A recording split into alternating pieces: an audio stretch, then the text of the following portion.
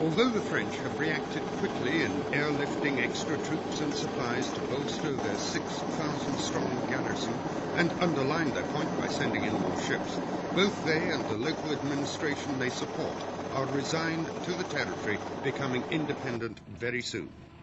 But for the moment, France is determined to protect this last French possession in Africa, especially against any attempt at a takeover by next-door neighbour Somalia. There are getting on for 20,000 French citizens in the Afars and Isas, mostly in the capital Djibouti. Djibouti is the sole western base on the entire 7,000-mile east coast of Africa, and protecting it becomes daily more difficult. The French have long been able to seal off the city from the dangers of the surrounding desert.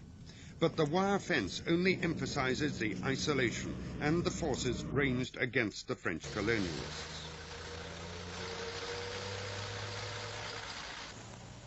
Among these forces is the Liberation Front, which was responsible for the bus attack. They're headquartered in Somalia and are backed by the government there. Somalia and its allies would like the French territory as part of a greater Somali nation.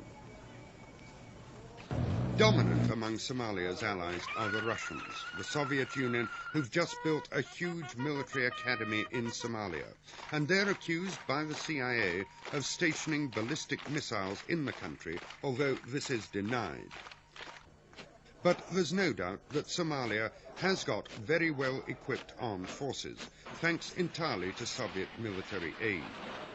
What's happened to France this week will have removed any lingering thoughts of retaining their African toehold come what may.